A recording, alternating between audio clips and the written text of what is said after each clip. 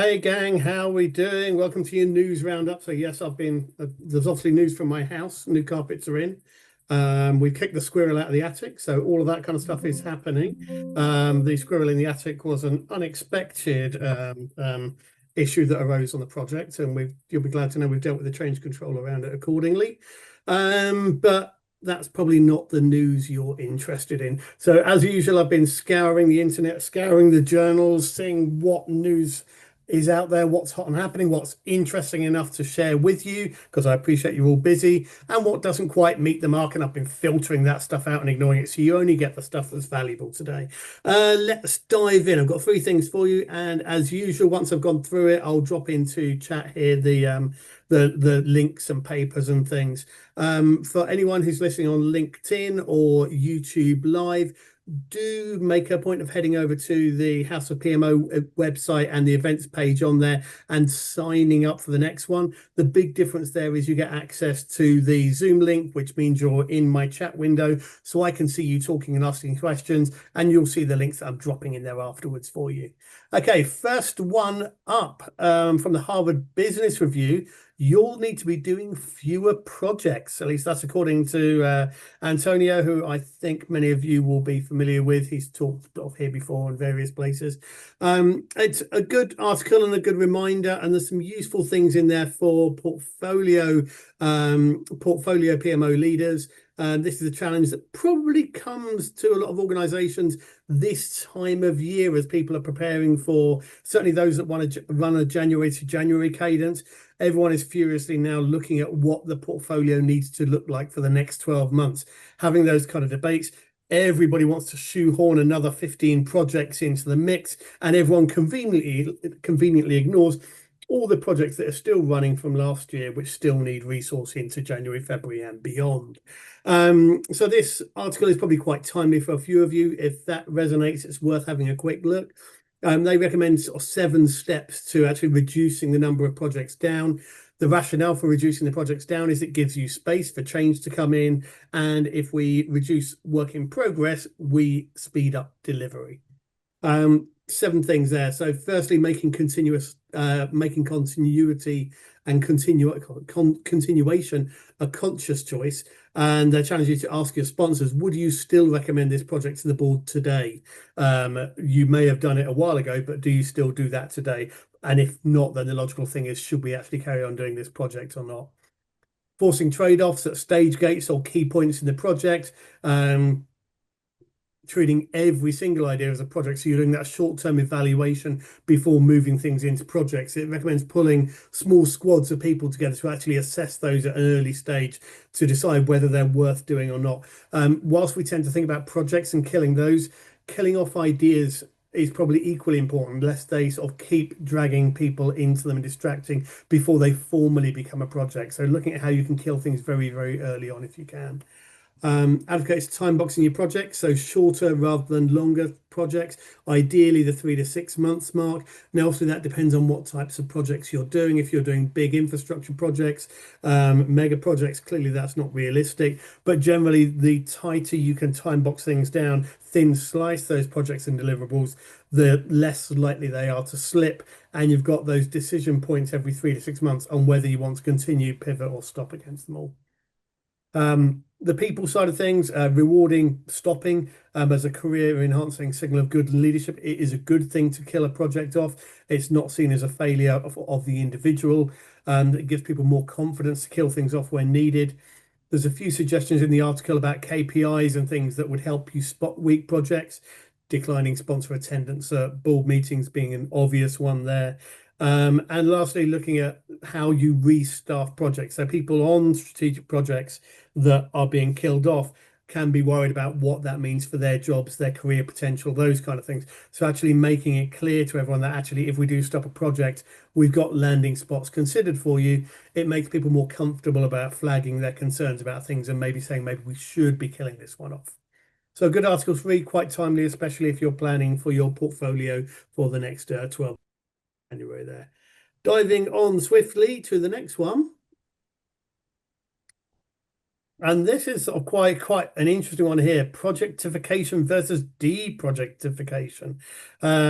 Made up word versus another made up word. This comes from the International Journal of Project Management. They've done a special edition for August focusing on projectification. And they've kind of got a counter essay in there about deprojectification.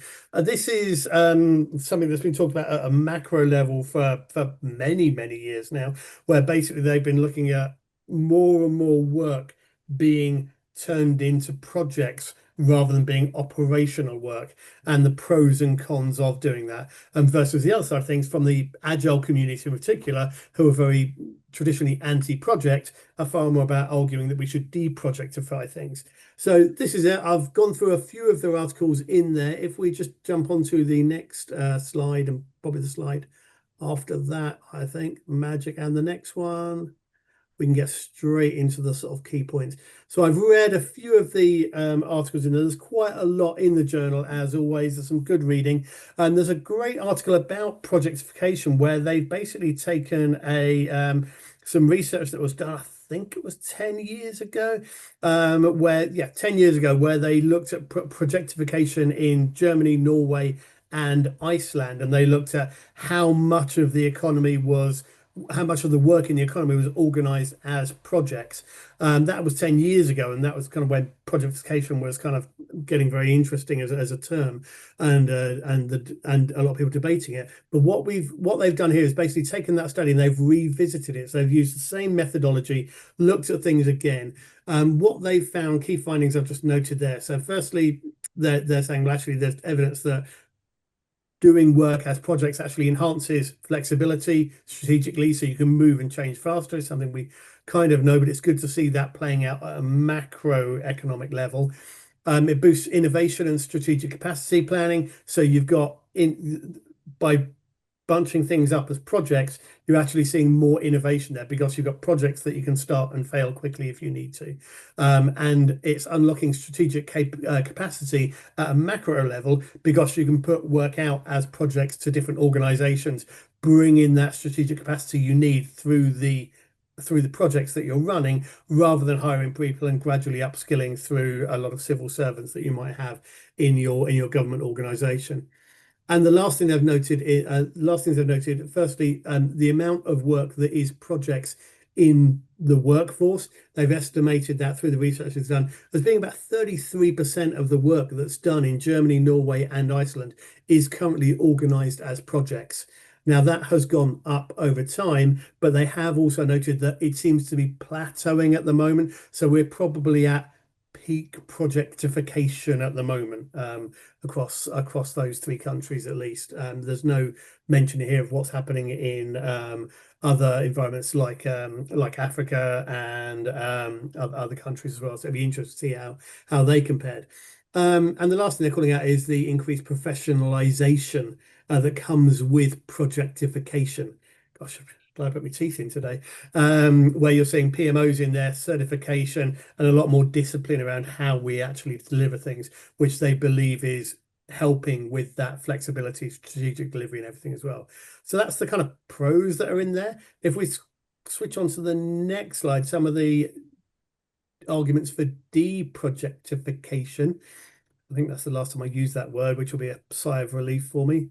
So there's an interesting sort of operational efficiency paradox where it feels, when we pull people together into a project team, it feels like we get traction faster. We rally people, we swarm around a problem, we deliver it, then we close the project down, which feels really, really efficient within the project environment.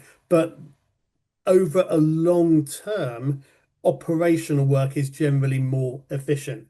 And that's because you get the incremental improvements in there over time, a focus on improving quality, all those kind of things. So there's an interesting trade-off there where it feels faster to do things as a project, but actually if you're taking a long-term view, maybe an operational approach is a better one for you. So there's a balance there that needs to be considered carefully.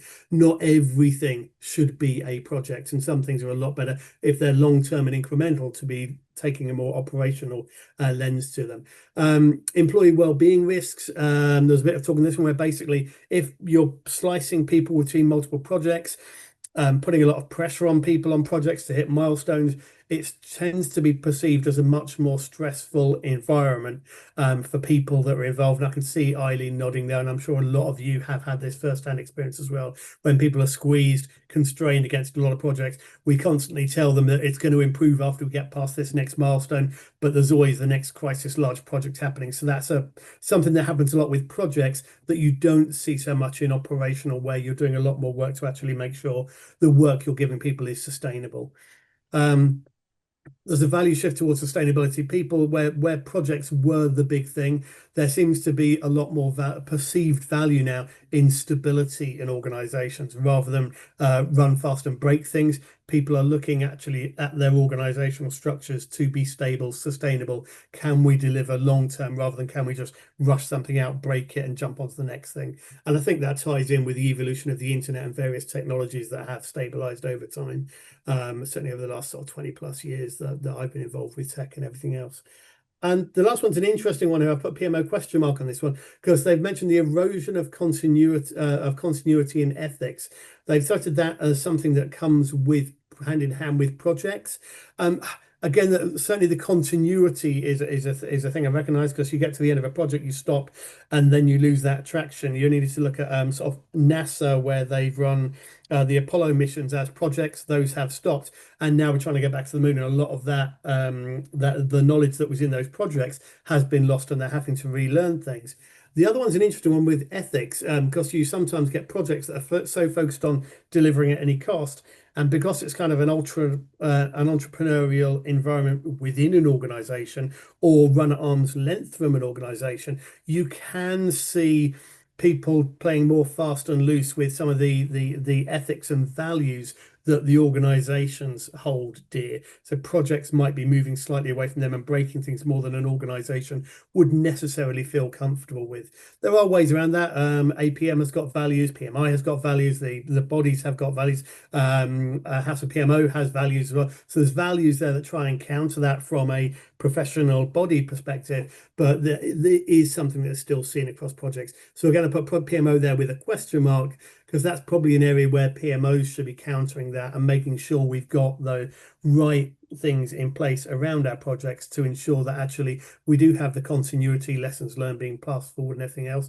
And we are ensuring that the projects that we're running are adhering to the ethics and the values of the organizations and bodies that we operate within. So a few things there. Do have a look at the in Journal of Project Management.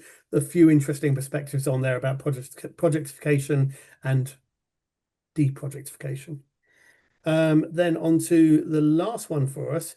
Now, I mentioned this. So I mentioned the National Infrastructure and Service Transformation Authority last month in the context of them showing their portfolio online and showing a portfolio dashboard. They're back again this month because they've released their annual report.